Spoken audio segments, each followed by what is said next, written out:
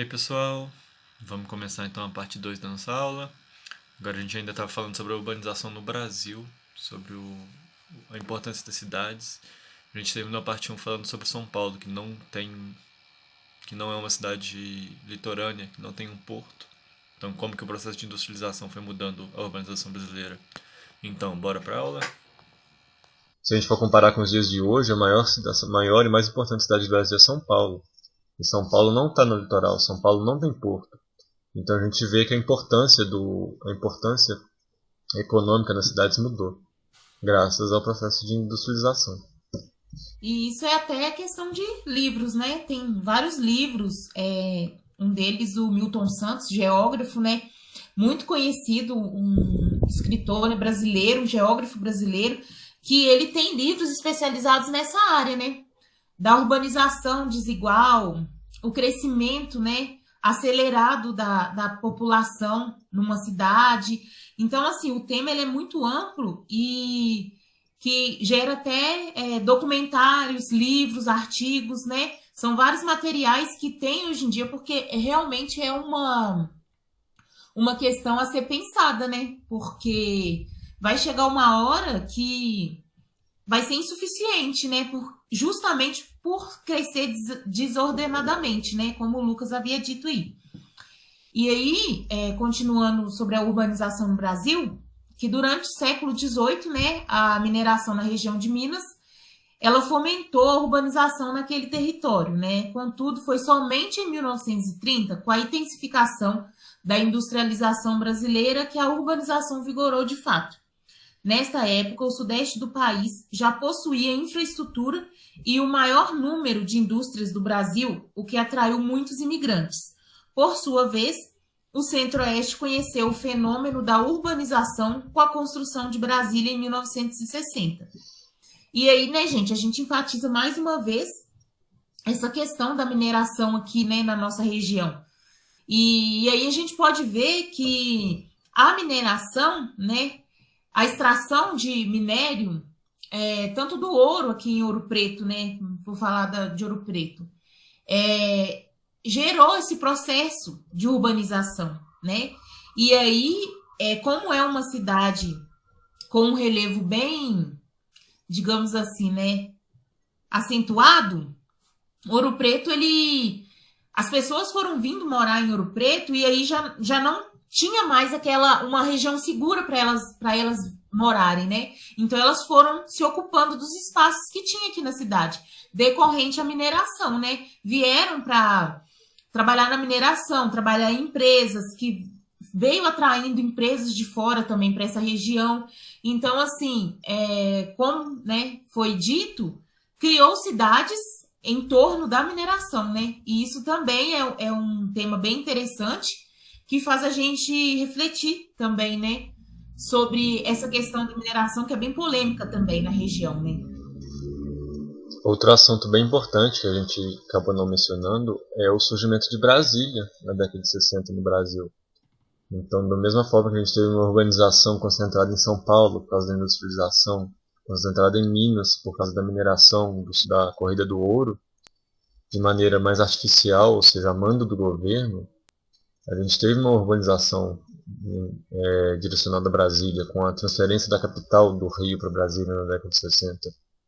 Então, da mesma forma que o processo de urbanização ele pode ser algo mais suave, mais natural, para atender a demanda econômica de algum lugar, ele pode ser construído artificialmente. Então, tanto com a transição da capital da federação para outro estado, para o interior, quanto se a gente for pensar, por exemplo, Dubai. Dubai é uma cidade que foi criada artificialmente por causa da riqueza do petróleo disponível lá nos Emirados.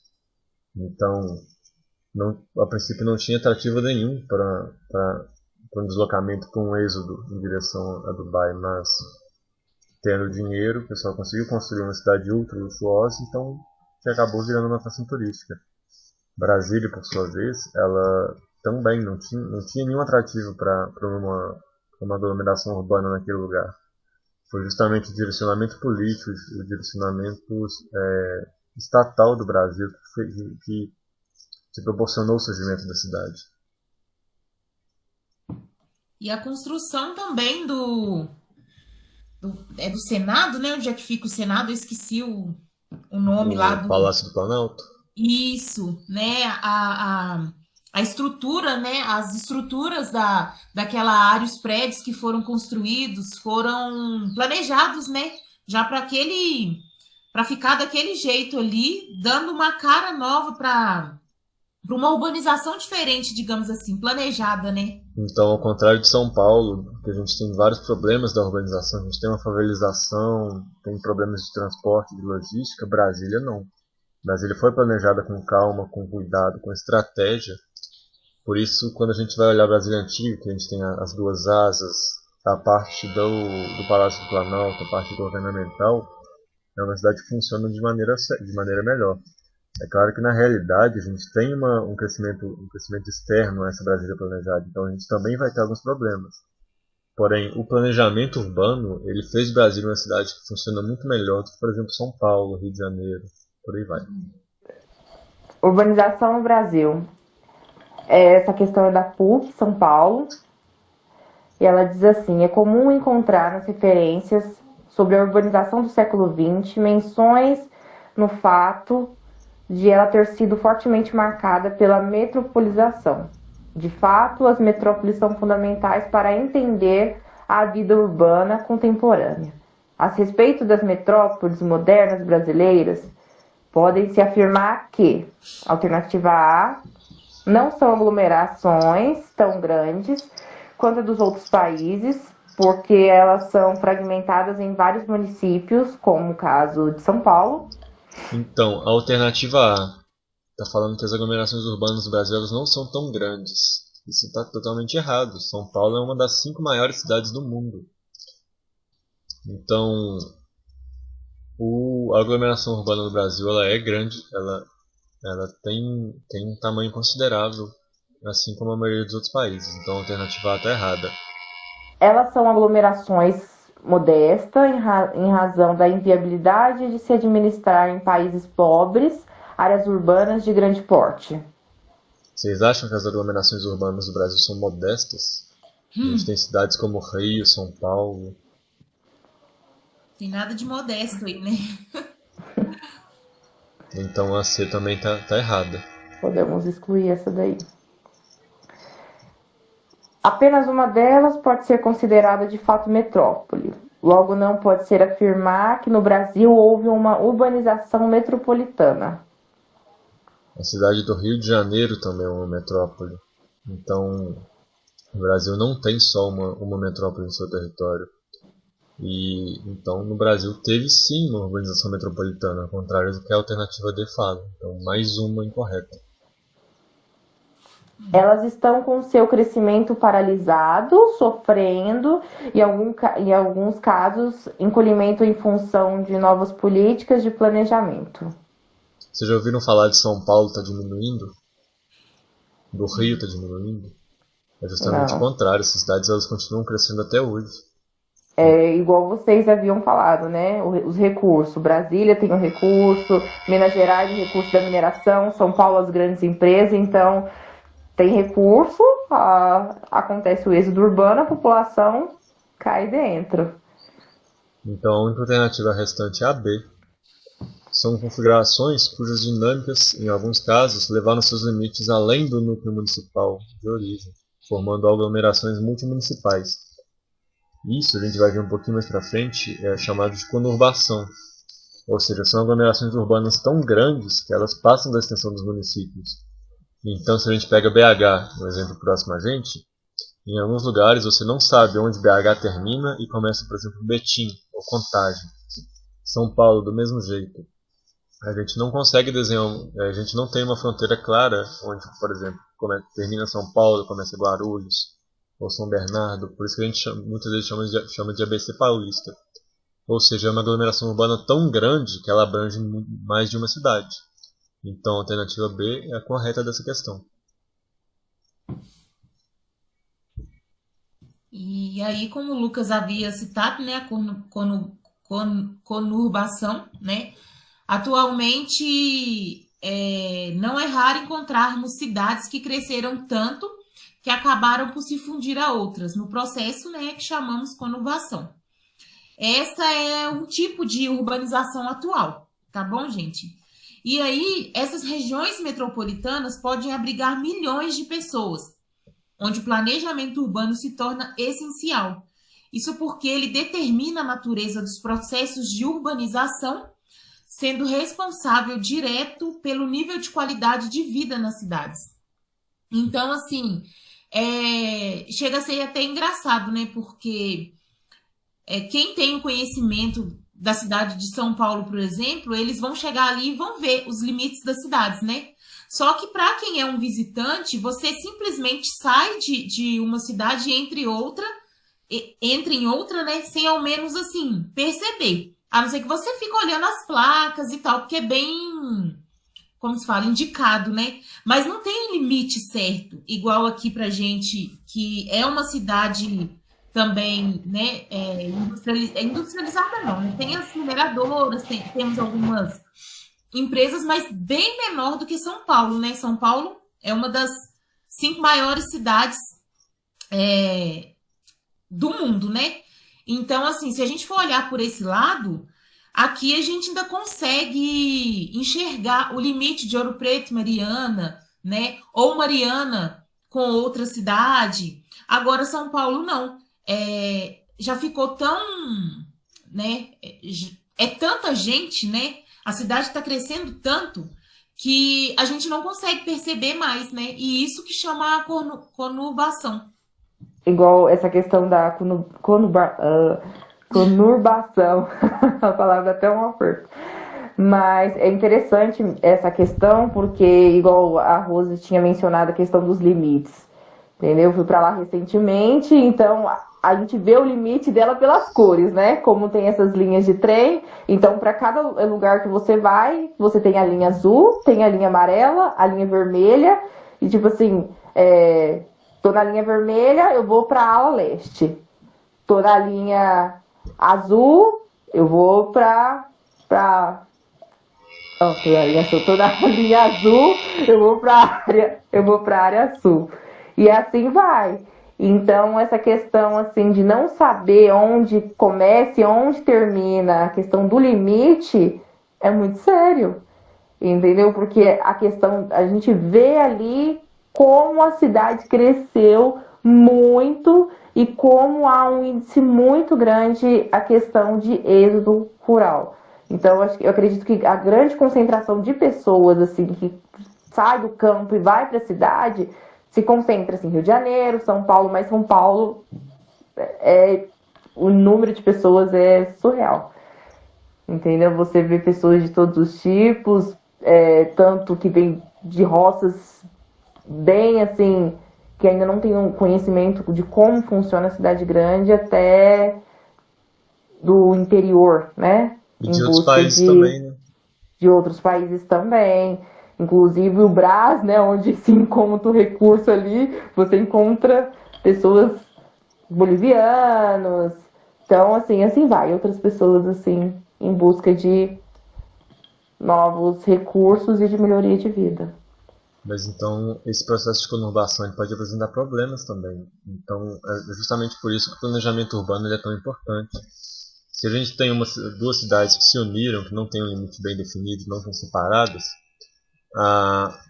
o limite entre, por exemplo, São Paulo e São Bernardo, ele pode estar entre uma rua, uma avenida.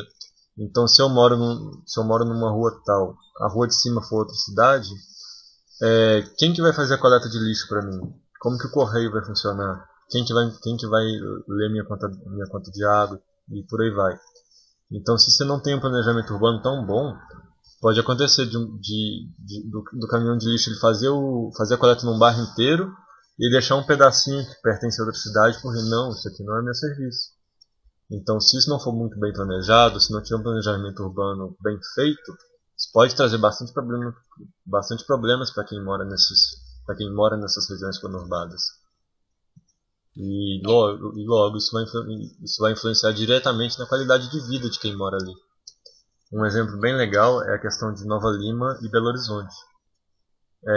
Eu não conheço tão bem a região metropolitana de BH, posso estar estar cometendo alguns erros, mas se eu não me engano, o IPTU, o Imposto sobre Imóveis, na cidade de Nova Lima, ele é mais barato que Belo Horizonte. Então, muitas pessoas que trabalham em Belo Horizonte e têm uma renda alta, elas escolhem por morar em ruas, em bairros pertencentes a Nova Lima, para pagar menos imposto. Então, a pessoa que gera renda em Belo Horizonte está dando seu dinheiro para a prefeitura de Nova Lima, sendo que ela está passando a maior parte do dia dela em BH. Então a gente consegue enxergar alguns problemas nisso. Aí pode. E eu não sei se pode ser contado, né, Lucas, também, como os meninos eles moram aí na região do Pereira, né? É interessante essa questão aqui também de Antônio Pereira, porque Antônio Pereira é um distrito de Ouro Preto, né? E assim, né? É porque eu não conheço o Antônio Pereira. E também não sei se eu tô falando o certo, né? Mas Antônio Pereira é mais próximo a Mariana. E a maioria das pessoas do Pereira, elas utilizam serviços, em sua grande maioria, em Mariana. E tem esse conflito, né, de políticas públicas, infraestrutura, coisas relacionadas à prefeitura de Ouro Preto. Então, assim, é uma coisa que nem você falou, né? A falta do planejamento urbano, né? Porque, às vezes, por questões locacionais de limites, né? Não sei, se deve ter a ver com a distribuição do território, acontece isso. E aí, esse problema, ele fica sempre assim, ativo, né? Porque sempre a gente escuta falar algo do Pereira, de Ouro Preto, que a prefeitura daqui de Ouro Preto não dá o suporte adequado para o distrito, né, de Antônio Pereira. E é engraçado que ele é mais próximo da cidade de Mariana do que daqui de Ouro Preto, né? É uma coisa assim que realmente gera problema, né?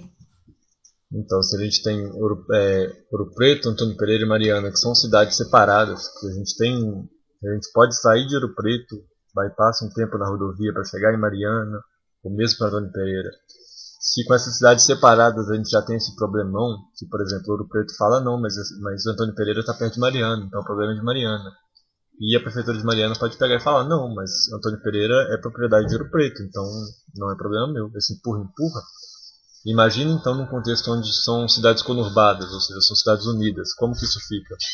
Isso vai piorar bastante. Agora vamos falar do processo de favelização, que é um processo comum que ocorre também em outros países em desenvolvimento, em decorrência do acelerado, desordenado crescimento associado aos problemas de planejamento e má gestão nos espaços urbanos, o que resulta na segregação urbana, reflexo da exclusão social, causadora de problemas como clandestinidade, marginalidade, violência e insalubridade. Então é um processo que aconteceu e ainda nos países pobres, continua Bom, acontecendo. E é um dos primeiros problemas da urbanização que a gente vê. Esse êxodo rural ele vai levando muitas e muitas pessoas para a cidade, e a cidade sem planejamento ela não consegue comportar esse pessoal. É aí que surgem favelas. O pessoal que vai morar em morro, em lugares não muito adequados, né, Ju? Isso, exatamente. Às vezes, igual, só pra gente fazer tipo um debate rapidinho, mas como tem aquela questão, acho que a Rose também comentou, a pessoa sai do lugar, às vezes não tem onde ficar, entendeu? E aí ela encontra um cantinho, aí começa todo aquele processo, né? Muitas vezes vai aquela aglomeração de pessoas, aí vai surgindo as grandes favelas, digamos assim, né? O processo de favelização.